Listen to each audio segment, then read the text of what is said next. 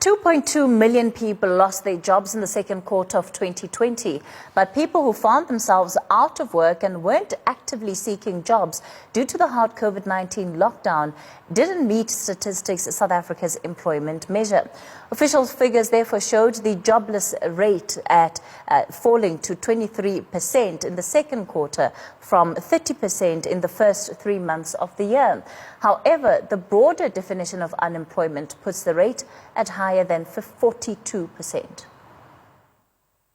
We are saying that the unemployment rate for quarter 2 in 2020 is 23.3%, and this is based on the fact that being unemployed is a function of being able to actively look for employment and be able to take it up should it become available.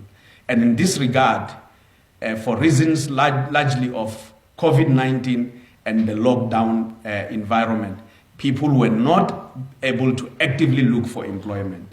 And in this regard, we are saying that we have seen a lot more declines or losses in terms of jobs, especially in the community and social services, where we lost about 515,000. In trade, we have seen losses of 373,000. And of course, in the private household, 311,000 jobs. And of course, the number of those not economically active has increased by 5.2 million persons. That is, people who moved from being employed and people who moved from being unemployed and entered that space of being economically not active, either as being a discouraged work seeker or not economically active, increased by 5.2 million. Well, the Center for Development and Enterprises and Bernstein says the country needs a strong state if it's to grow the economy and create jobs. She joins me now to unpack the latest figures. And, just in the last couple of weeks, you've been described as saying South Africa's economy was the deepest unemployment crisis in the world. I wonder what you have to say after you've seen what some of those first quarter numbers look like, or second quarter numbers rather look like.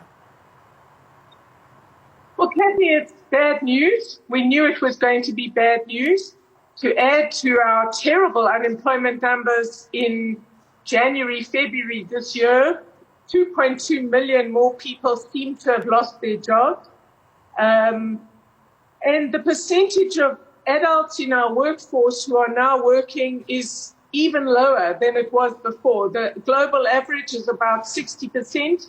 Of adults in a workforce who are actively employed. South Africa has dropped from 42 to just over 36% of adults. So this is bad news, and it was expected. We did lock down the economy, and we made some rather irrational decisions along the way. What's critical, I think, is how the economy starts to behave in the third quarter and the fourth quarter, if we can start to get more and more people back into employment. And that is going to depend a lot on how South Africa deals with its recovery challenge. And does it matter at all that the methodology and some of the definitions that, of course, have been used to compile these statistics, at least for the second quarter, do, of course, create a discrepancy there when it comes to the actual unemployment rate in South Africa? Yes, look, this is pretty complicated. I think the way to understand it is that we have a number of definitions. And people who, you can imagine, you were locked down, you lost your job, the government's telling you to stay at home and be very careful about getting out or talking to new people. So you're not going to go out and look for a new job. And you know that many places are closed anyway.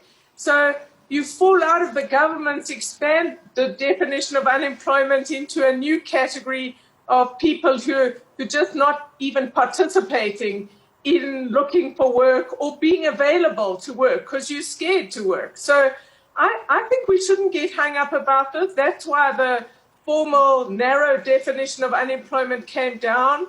But the truth is, there's something like if these statistics are right, and don't forget they were done differently from all the quarters before. Because of COVID, it was impossible to do the interviews face to face, and it's not a complete sample, but we know that 2.2 million, around that number, lost their jobs, and something close to 3 million additional people who were probably unemployed but looking for work and eager to take a job, who would take one if they were offered it, just sort of removed themselves from the labor force because of the restrictions.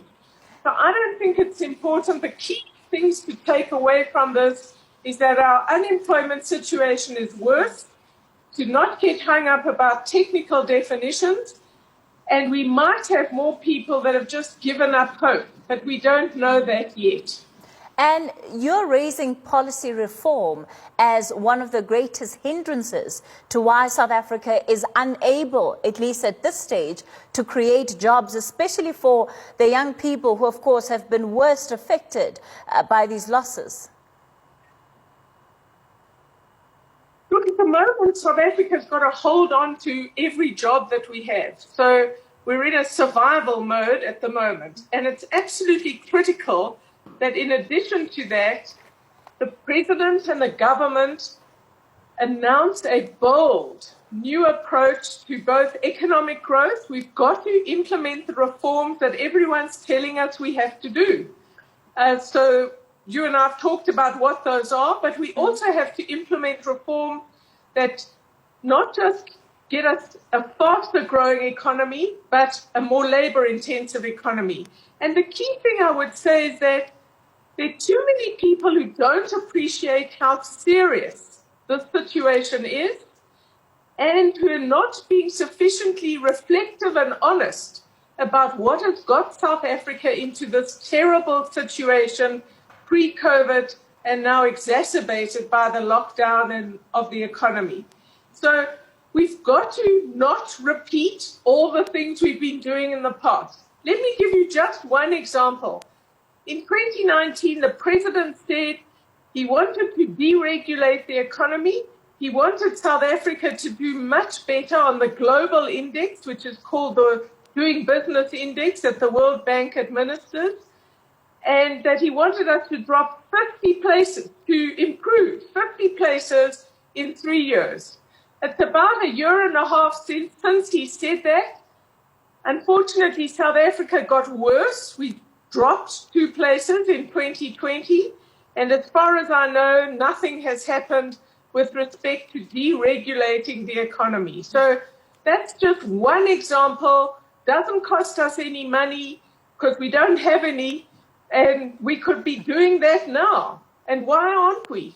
We also need to do it at a national level and at a metro level, where again, a separate World Bank study showed that there are too many processes and steps in South Africa before you can register a business, and we just don't compare with many other African countries or with any of the OECD countries. We're far too regulated. That's something we could be doing now, freeing up the environment in which firms can operate, make complicated decisions in this very difficult time, and preserve jobs, maybe start growing jobs in time. And Bernstein is the Executive Director at the Center for Development and Enterprise. And thank you for your time on News at Prime tonight. Well, one economist believes